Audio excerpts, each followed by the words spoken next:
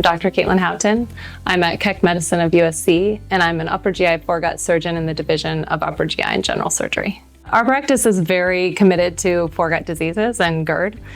So we see everything from the benign patients that have acid reflux or may have a symptomatic hiatal hernia, all the way to the malignant patients that develop esophageal cancer.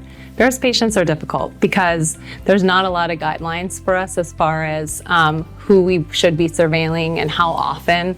And often the intervals for surveillance are pretty long.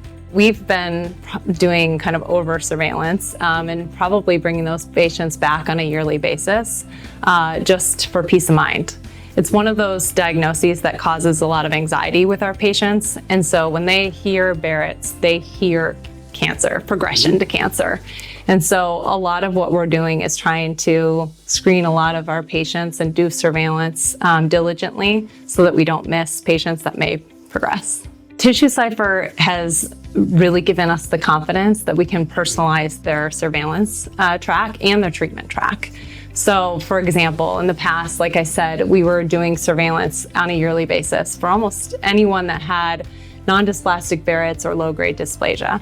And we were making decisions about cryoablation and treatment based on some population factors. Do they have long segment Barrett's? But we know that there is a lot of patients that fell in that non-dysplastic category that have longer segment Barrett's. We didn't really know. We know that some of those are gonna progress, but we weren't really sure.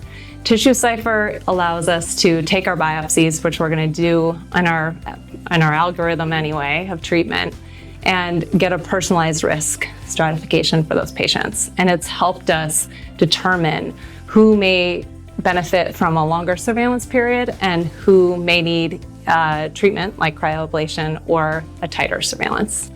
So it has changed our clinical management for these patients. Our initial feeling was that TissueCypher was changing the way we practice, but we want to be evidence-based. So we wanted to take those papers and do a meta-analysis to see if it's consistent among all the data.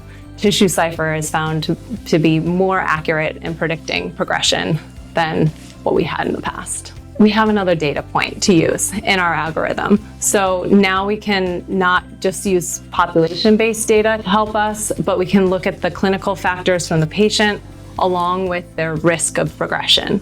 So it will give us a lot of confidence talking to patients about their personalized risk.